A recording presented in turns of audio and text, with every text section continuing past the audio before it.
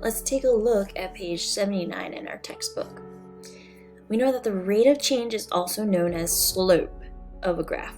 Okay, the slope is the ratio rise over run. That's that 2 we just learned in our previous problem. Okay, it's the rise over the change in x, which is your run. Okay, this tells you how many units the line goes up for every unit that it goes over. So for every time it goes up, we can tell when it goes over. When it goes up, we can tell how far it goes over. And we can go up and over, and so on and so forth. Okay? In graph A, the line rises 1 over 2.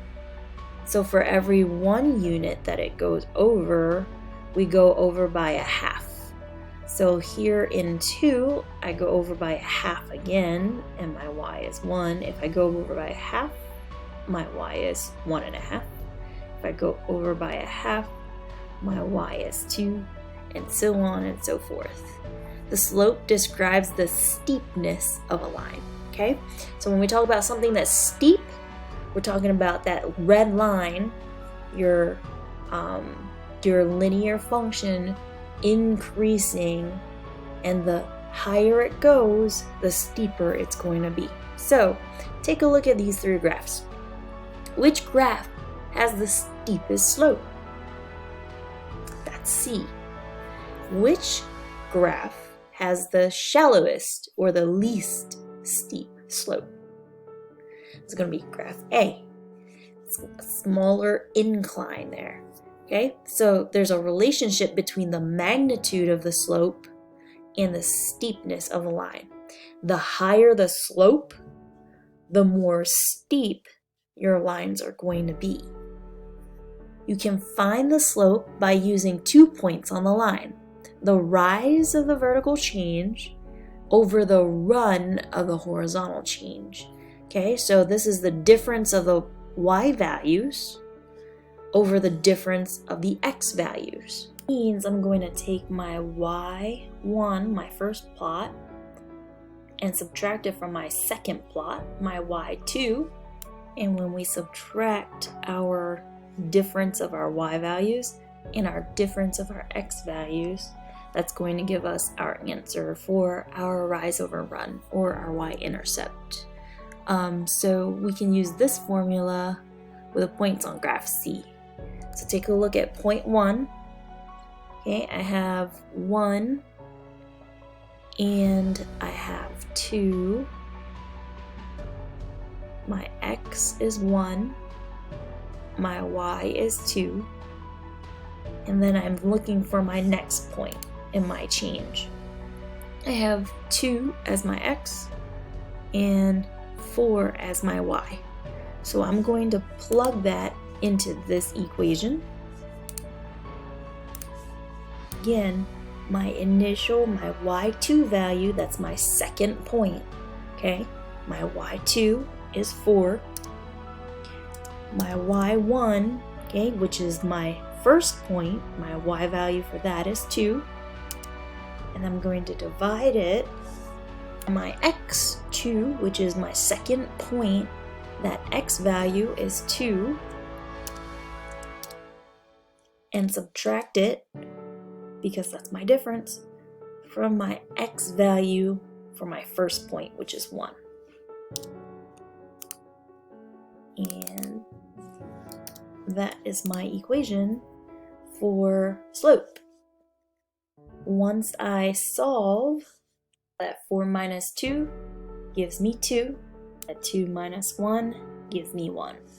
Or better yet, I know that when my numerator is 2 and my denominator, any denominator is 1, that'll equal a whole number. That's 2. 2 divided by 1 equals 2.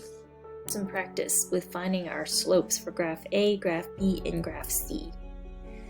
I know that my y values for graph A is my y value 1/2, because I'm subtracting 0 and 1/2. My first point is 0, 0, my initial value, and my second point is 1/2, 1. So my difference in my x value here is my second point, 1, my x value, minus 0, which gives me 1, or equal to 1/2. I can look at the same for graph B. My second point for y is 1. My second point or my first point for y is 0, so y minus 0 gives me 1.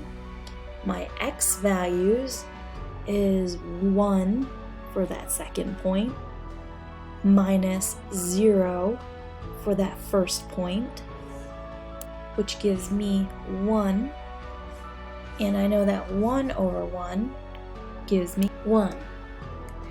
And again, for my slope for graph C, I'm going to look at the difference of my y value. So I have my second point, my y value is 4. Again, my y1 value is 2. My x values, my first value is my second point, so my x2 is 2, and my x1 is 1. And when I put 2 over 1, I divide it, I get 2. So my slope for graph C is 2. My y-intercept is a coordinate for the point where the graph line intersects with my y-axis. So here's my y-axis. I'm looking for this line, my function, to hit this y-axis. So here, my function, my line, hits my y-axis at 0. Here, my line hits my y-axis, again, at 0. And here, my function, or my line, hits my y-axis at 0. So my y-intercept for these three graphs are 0.